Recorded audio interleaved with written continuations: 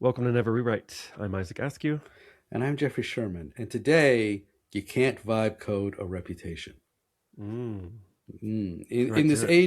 In this age of AI that we are in, where the barriers to entry are lower than ever, and the cost of spinning up an MVP is lower than ever, reputation is emerging as the bulwark, the thing that becomes the new barrier of Hmm. if I don't know you and I've never heard of you and you're new, I trust you less than ever. And so it doesn't matter if you vibe coded at something last night and it's amazing, the Yeah. odds of me trying it are really low. Yeah, and I think we can see this too in like the marketplaces for like iOS apps being flooded with vibe coded apps. I mean, those Um, are already pretty flooded with it was pretty terrible, terrible flooded, stuff. but now it's like hyper flooded. And Mm-hmm. I was joking with a friend of mine about this about the workout apps where Mm. like everyone's got like workout. Well, a lot of people have workout app that they use and they record like how many reps they did, blah blah blah. And then there's some other little thing in there like, oh, if you want to see your history of your workouts, now you have to pay. And then Mm-hmm. I was thinking to myself, oh, I'll just make my own app. It Sure. solves my problem. I don't want to pay this person. And then like three other people that I was talking to at some different point over the weeks were like, oh, I was going to make my own workout app. I'm like, okay, everybody's running into Everybody. this now, and so everyone's just like vibe coding their own solution. So now when I go and look at a workout app on the iOS store, I'm like, and there's like, there already was hundreds of them. No, I'm like, Right. this is all slop. It's the same kind of trust problem I've got now whenever I see an article and I start reading it and I see an M dash or I see a, you're not looking at so and so, you're doing so and so. That kind of wording, and I'm like, oh, Mm-hmm. this is ChatGPT, isn't it? That And so that I one stopped hurts me reading. because I use that phrase, and if you go look at my blog, which has got 8 years of history, you will see that I have always used this thing, before LLMs were even really uh, emergent. But you can tell an article; it's just the writing is bad. It doesn't get to a point. It's general. It's vague. It's wordy. It wanders around. Yeah, and it's the weird affirmation things like you're on to something special there, like whenever it responds and you're like, okay, like something's Mm. off about it. It's like the what is that, like the uncanny valley thing Mm-hmm. for visual things, for seeing a face that just seems unnatural. It's like that, but words. And Yes. when you read it, you're like, something's off here. This feels, which is like, it's almost like when the flood of YouTube influencers happened, and Mm-hmm. you pull up your YouTube, and there's just a ton of videos. And or in the early days, it was just a bunch of random videos, right? Right. And you don't know who has actually got good content versus some kid just making funny noises and laughing and then turns off the camera. It was just random stuff, right? And then over time, like things started filtering out where like people who were actually good or entertaining or had value kind of floated up, and some people who I don't think have value, but I guess other people do. But They fed them algorithm right, for whatever but value that is. yeah, somehow it fed the algorithm. Um, but there was one particular area where it was just like a lot of videos could have no value, Mm-hmm. right? And that's kind of where we're at now with AI, with published articles, with published apps, where now my trust is at an all-time low. You know, Yes. is this a good app? Is this a good article? Is this article written by a human even, or is anything I'm reading actually real, or is it just regurgitated stuff?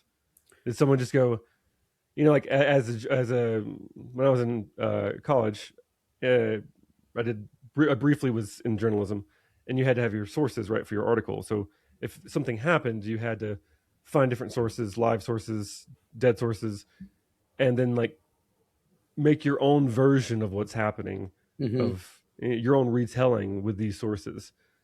And now an AI can do that, right? Very easily. Theoretically. Theoretically, Yeah. I mean, it can still get it wrong or hallucinate, but um, it can just go in there and easily spit up. You could ask it, hey, take these 15 sources and write 15 articles about what happened, and it just bloop, that fast. Yep. And you can even say, hey, do it in the style of a sarcastic, Right. entertaining You could have YouTuber. 15 news sites, Yeah. and you could have 15 different fake reporters, all with the Yeah. same base sources. And I actually did this as a thought experiment. I spun up a website where I had I tried to retell it with like somebody from a very stoic fact based reporting versus like an opinion article, and it's very easy to do. Then after I did that, I started kind of feeling sad because I'm like, man, uh, I don't know what's real anymore. Are the Reddit comments that I'm reading on Reddit real? Are the YouTube comments real? It's like the dead internet theory, right? I mean, YouTube comments have never been real because they were always. I mean, it's Mm, always been people spamming the comments for either spam or to reputationally spam. uh, Reputation, back to the point. mhm, mhm, One thing that I've noticed emerging is developers having AI write the right. Here's the ticket. Have AI write the ticket, and have AI do the fix, and then be like, "Here, can you approve this MR?" And mhm. I look at it, I'm like, "You didn't review this." Like Yeah. it, and that is absolutely enraging. If you, I don't. It's not about can AI do the work or is it okay for AI. It's totally fine. Have AI do most of the work, but don't ask a human to review something that you also haven't reviewed Yeah. because it just shows that like, you're disrespecting my time because you AI is not perfect and Hmm. you have to double check it. I mean, I double check, going back all these years, decades, like before I do a pull request or even back Hmm. in the day, I would double check the thing. Like here's the diffs. I would double check it, and I would often catch goofs Yeah. in my own work. And of course, I'm awesome at my own work.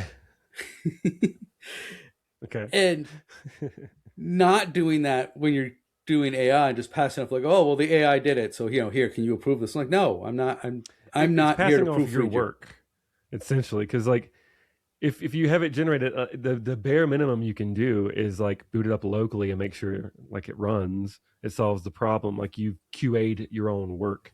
If you like literally said, "Hey, fix the thing," turned your head, and then like said, "Okay, it fixed the thing. I pushed it up. Can you review it?" And then like go get lunch. You haven't done anything. All you did is prompt. You didn't test any of your work, and then you're asking somebody else to review your work and test it for you. That's Well, kind of low. this reminds me, decades of experience.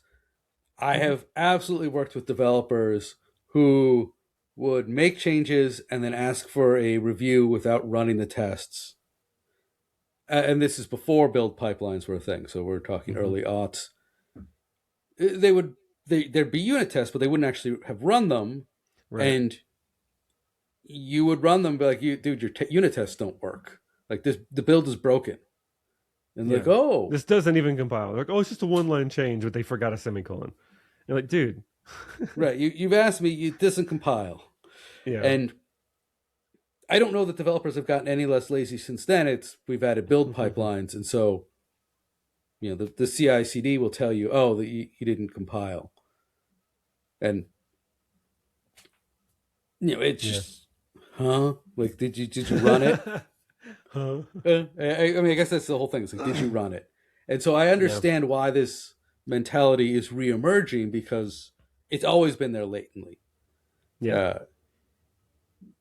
but the with the low quality software, and I think we've gone into this a little bit before, where reputation and permanence is more important than ever. Hmm. Like you can't vibe code an email server. I mean, you totally can. You can totally vibe code an email server, and Hmm. even if it's perfect, it won't work because no email provider will talk to it. They will Right. immediately black hole all the email from it as spam Right. because it doesn't have a reputation. And I think that's kind of like and I kind of somewhat fell into this when AI first when I first saw the power of AI Mm-hmm. after agentic programming earlier this year, and I'm like, oh, okay, this is getting better than it was last year. Then I Mm-hmm. thought, oh, SAS is dead. And I think a lot of people did.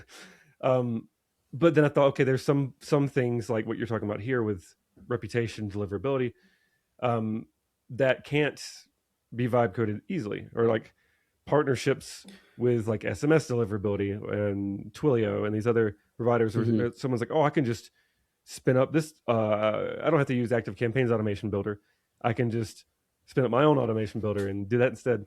There's still partnerships there. There's still reputation there in the sense of actual reputation amongst people and reputation amongst like, Right, just right. Yeah, spam. if you're using a Hotmail email address, the odds of anybody looking at your email is very low. You're right.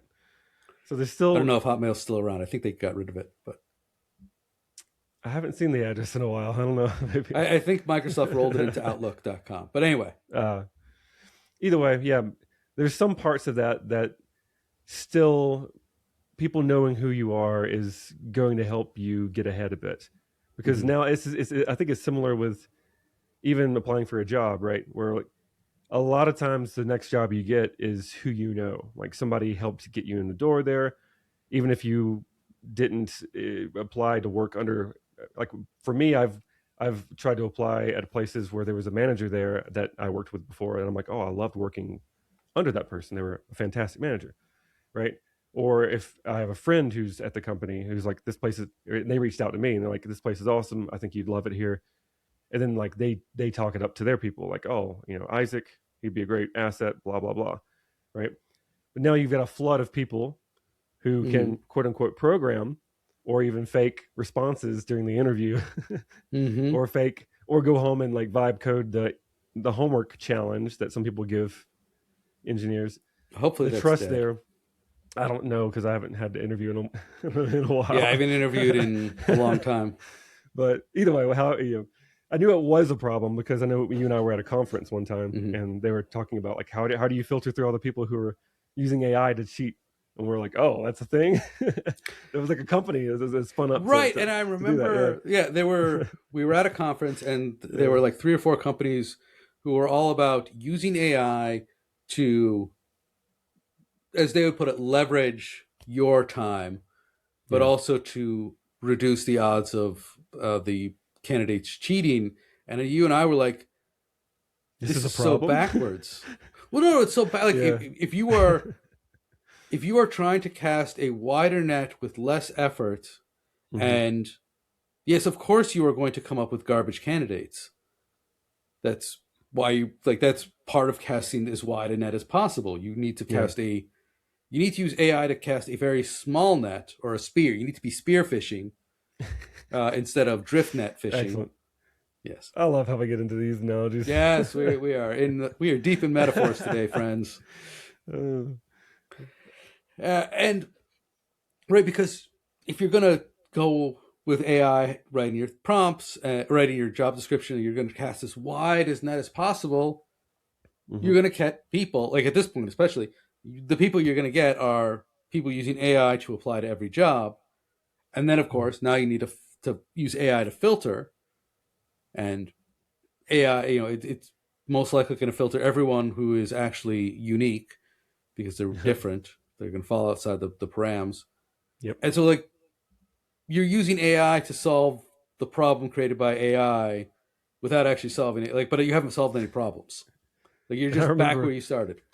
I remember they asked like, well, how do you get good candidates, or how do you make sure the candidates that you're talking to are not like cheating? And I'm like, oh, I just get on the call with them and like ask them questions, and they're like, well, where do you get your questions? I just come up with them. Like I'm just like I'm like I, here's a problem. How would you solve it? And I would just come up with some random question, random problem I've run into before, and just talk it through. And they were just like super perplexed by that idea. And I guess that because that probably doesn't scale at maybe the corporate level, but for me, I didn't have that problem. it, it would, I mean, my go to is I look at their resume and I ask them to talk about something on their Yeah, resume. right. And Yeah, let's go into it.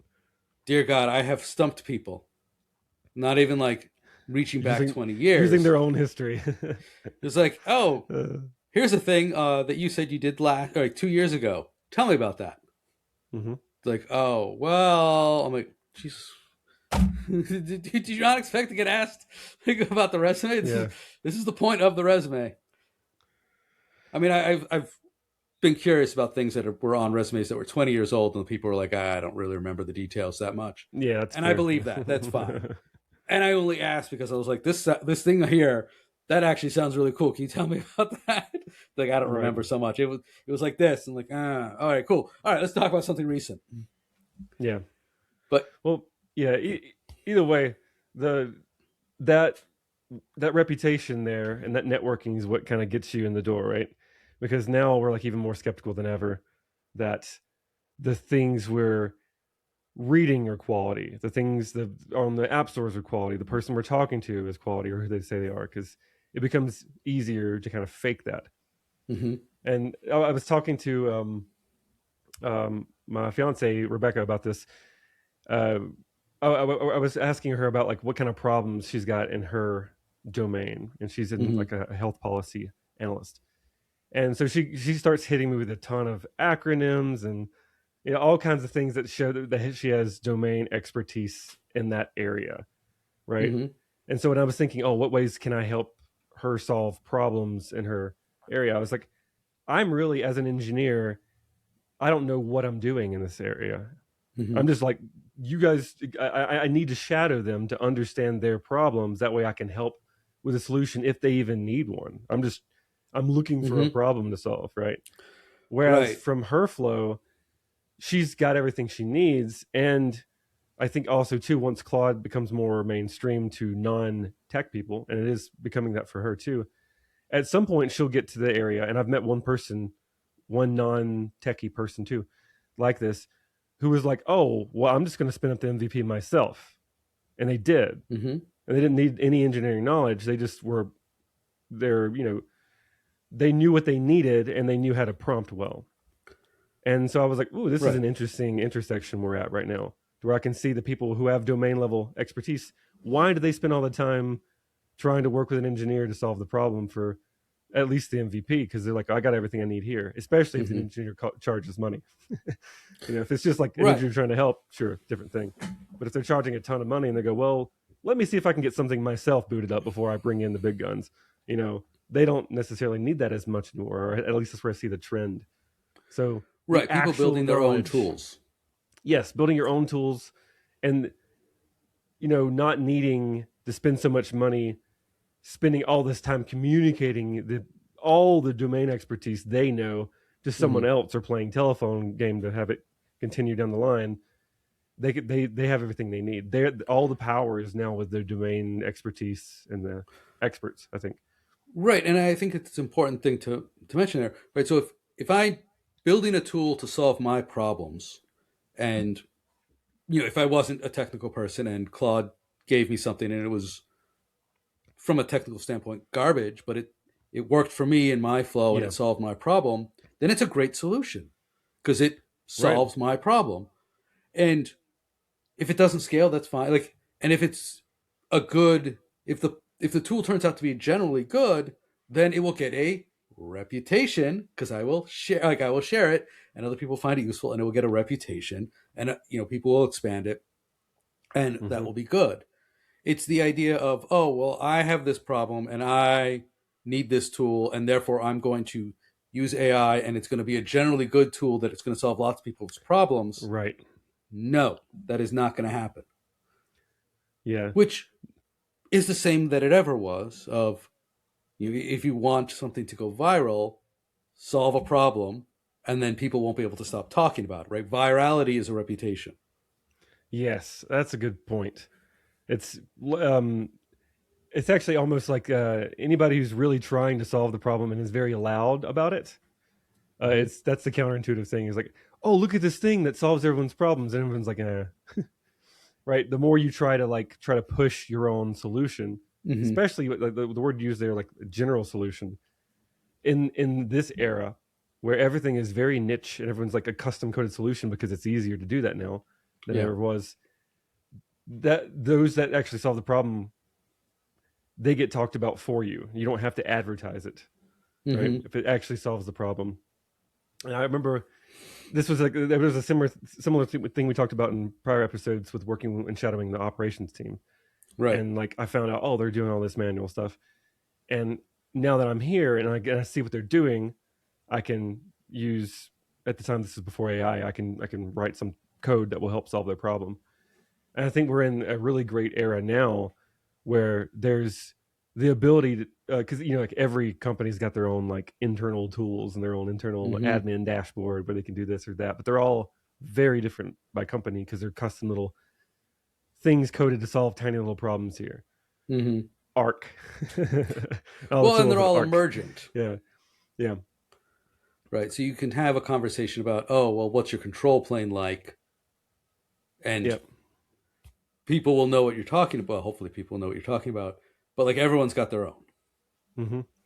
until And somebody writes a book and says, okay, these are the things that you need for like for observability, right? There was yeah, a yeah. long time where yes, everyone had needed observability and people had metrics and people had logs, and then somebody came up with open telemetry, Yep.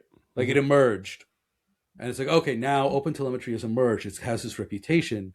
You could not have vibe coded the open telemetry spec or the concepts Mm-hmm. because nobody would have bought in because it didn't have it. Like reputation emerges. You can't. It does not. You cannot have reputation emerge Yeah. like Athena from Zeus's head. You you you have to. Nice. Okay. Yeah, right. I forgot the axe part where. Uh, anyway. uh, I love when we get into this. Yes, we're getting long too. You cannot vibe code reputation. Yeah. Yeah, you cannot vibe code reputation. I think is bringing it back, and Yeah. so putting in the work, Mm-hmm. solving problems, right? Outcomes over everything. Solving the problem, solving real problems that people really experience versus ones that you assume or hope or predict they will experience will always be preferred and, Yeah. and will speak for you. All right. Any last comments about vibe coding reputation? No. Well, this podcast started off with no listeners, and now we have dozens, even. Dozens. Yes, we've earned that reputation. We didn't We will vibe have code to the look. people. We did not vibe code the people, but We'll we see. could have. We could have hired bots to inflate our numbers, And it would have fallen off as soon as the money stopped flowing to the hired and it would bots. have fallen off. Like it wouldn't have gotten us anything. It would have been entirely vanity metric Yeah. of pain. But so yes, don't hire bots to inflate your metrics that they're not real. Also, it's all about reputation, real reputation. Awesome. All right, thank you all for listening. I'm Jeffrey Sherman. And I'm Isaac Askew, and this is Never Rewrite.